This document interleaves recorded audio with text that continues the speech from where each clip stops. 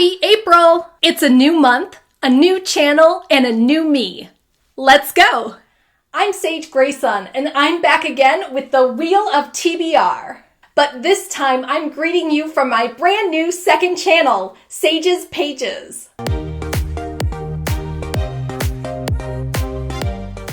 As the name suggests, this new channel will host all of my book reviews and reading challenges in a single place. I mostly review nonfiction books in the categories of self-development, business, and productivity. But please leave a comment if you have a specific book recommendation that I should check out. You can still find me on my first channel, Sage Grayson Life Editor. That's where I share marketing and productivity strategies for my coaching business. And my previous book reviews and reading challenges are still available on my first channel. I'll leave the link below if you want to join me on Sage Grayson Life Editor. Now, back to the Wheel of TBR. My goal is to take a big bite out of my TBR, that's my to be read list, and read 100 books in 2023. And I'm well on my way. At the beginning of this year, I had 167 titles on my TBR, and those were all printed books that I had purchased. I've read 33 books since January 1st, and that brings my total down to 134 titles. And I've got a secret weapon helping me out. The Life Editor Reading Challenge. The Life Editor Reading Challenge has 30 fun prompts that correspond to my 5-step life editing process that I use with my clients in my coaching business. Click the link below to download your free copy of this printable worksheet so you can work on your reading goals right along with me. It's one of dozens of resources in my free editor's toolkit. I took the prompts from the Life Editor Reading Challenge and I wrote them all on these paper circles. I shuffled them and randomly chose 10 prompts and added them to the Wheel of TBR.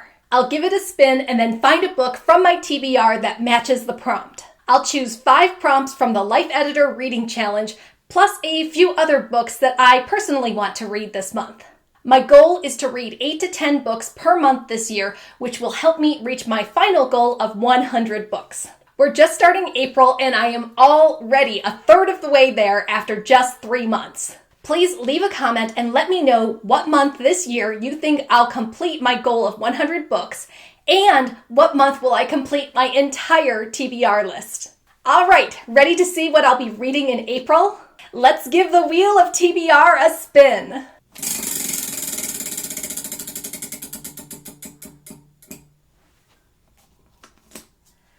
The first prompt is a book about routines or schedules. This might be the easiest prompt I have in the challenge because I have a million books about how to make your schedule more efficient. Just a heads up, I am replacing the prompts as we go through them. Prompt number 2.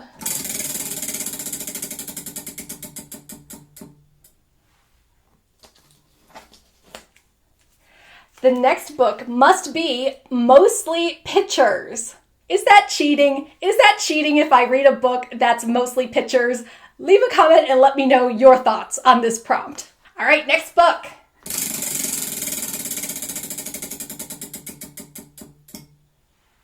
Ooh, this prompt is dealing with toxic people. Oh, we don't have any toxic people in our lives. No. I think this will be a good prompt for lots of my friends and clients. All right, number 4.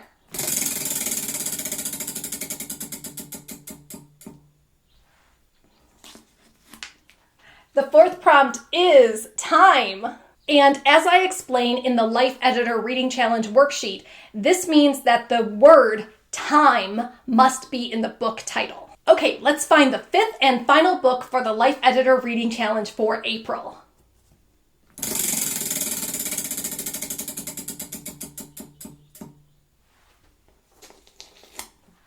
The final prompt is minimalism. If you've been following me for even a little amount of time, you know that I am certainly not a minimalist. I'm definitely a maximalist. The bigger, the better, the bolder, the brighter, that's me.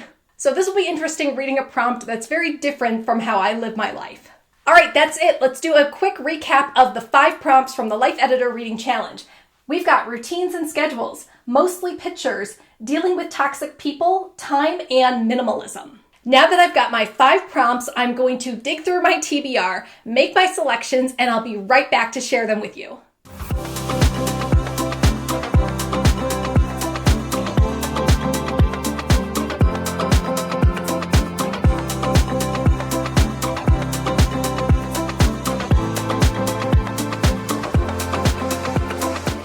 Hey there!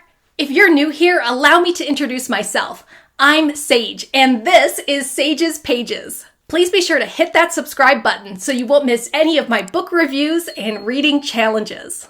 And thanks again for joining me here on my new second channel. And we're back. Here are the books I chose for the Life Editor Reading Challenge. For the prompt, Routines and Schedules, I chose Manage Your Day-to-Day by Jocelyn Glei.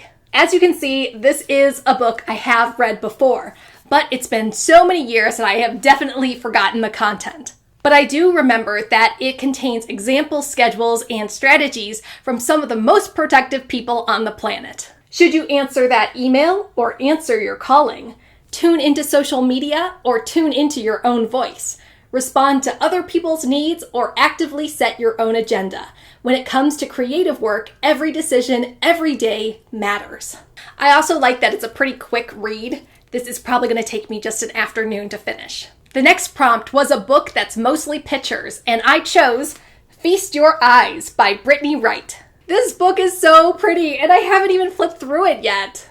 Enter a world of delicious color. The vivid photographs in this book capture the rich color, diversity, and beauty of the foods we eat. From heirloom tomatoes to hot peppers to ripe strawberries and frosted cupcakes. Feast Your Eyes is a celebration of the earth's bounty. Oh my gosh. This book is beautiful and it's gonna make me so hungry. I'm gonna eat lunch first and then read the book. The next prompt was Dealing with Toxic People, so I'm reading Walk Like a Buddha. I'm sorry about butchering this name, but it's Lodro Rinsler. If you've watched my reading videos on my first channel, you know that I like to choose books that deal with Buddhism every month. Because I am a Buddhist, and I'm highly anxious, and I need all the help I could get. This book will help you walk like a Buddha, even if your boss sucks, your ex is torturing you, and you're hungover again. You'll learn to live with honesty, wisdom, and compassion in the face of whatever life surprises you with. I gobble up books about Buddhism, so I'm sure I'm going to love this one too. The next prompt was finding a book that had the word time in the title. This is absolutely a cheat, but I'll be reading E Cubed by Pam Grout. And the reason this has time in the title is because of the subtitle. 9 more energy experiments that prove manifesting magic and miracles is your full-time gig. Yes, it's a cheat, but here's why I'm reading this. I use the StoryGraph app to organize all of the books in my library.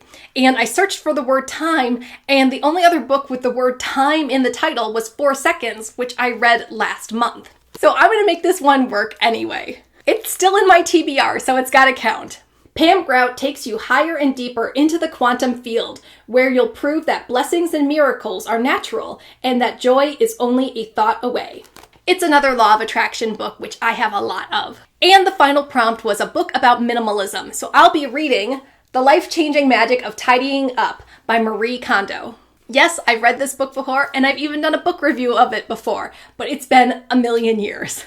Japanese cleaning consultant Marie Kondo takes tidying to a whole new level, promising that if you properly simplify and organize your home once, you'll never have to do it again. I did really like this book when it came out, though I don't follow all of her principles. I do like her advice about saying thank you to your possessions and thanking them for their service. Yes, even if it's an inanimate object like a pen or a sweater. I know I feel better about my stuff when I appreciate it. Though I don't go as gung-ho as Marie Kondo, I would love to try some more strategies to keep my place clean and organized. Those are all the books for the Life Editor Reading Challenge, but wait, there's more! I have a few more books that I chose to read just because. The first is Emotional Load and Other Invisible Stuff by Emma. As I've explained in my previous videos, I like to read a graphic novel or comic book every month. And this is a graphic novel. You can see there's lots of illustrations. The emotional load takes on consent and the power of love, contraception, the difference between gallantry and misogyny, rape culture, Me Too, along with police violence and other capitalist models of work. Gotta love feminism and art in one package. Next, I'm reading Chasing the Bright Side by Jess Ekstrom. We read this book a year or two ago in my Life Editor Academy mastermind group, and it was hugely popular. I thought anything about gratitude and positivity would be a good book to read this spring. Chasing the Bright Side is Jess's story of leaning into optimism in order to write an amazing story for herself and others. Understand how your thoughts determine your future, treat optimism like a muscle that needs to be trained, and overcome the myth that to be successful, you have to have it all figured out. Next, I chose Do-Over by Jennifer Honeyborn. I have no idea what this book is about, and I think I got it in a book haul a while ago simply because I enjoy the cover. Pink and yellow is very on brand for me. Amelia has always wanted to fit in with the cool crowd, so when Ben, the hottest guy in school, asks her out, she says yes, even after her maybe more than friend Alistair finally confesses his feelings to her. So it's a young adult romance, and I mentioned in previous videos that I'm trying to read at least a novel a month. It is one of my least read genres, but I do feel better when I read stories that are kind of fantastical and don't always have to teach me how to be a better person. Next, I'm reading It's Not Always Depression by Hilary Jacobs Hendel. I read a book about depression every month, and I'm working on a future video reviewing all of those books. So stay tuned. In the pages ahead, you will learn to treasure the richness of emotions and what powerful guides they can be, pointing us towards doing what we need to do to heal old wounds and feel more effective and happy in our lives. And the final book I'm reading is Better, Not Perfect by Max H. Bazerman. I love this cover too. I'm doing a future video about imposter syndrome and the books that can help you overcome your self-doubts. So this is a perfect one for me to read. Every day you make hundreds of decisions. They're largely personal, but these choices have an ethical twinge as well. They value certain principles and ends over others. Author Max Bazerman argues that we can better balance both dimensions, that we needn't seek perfection to make a real difference for ourselves and the world.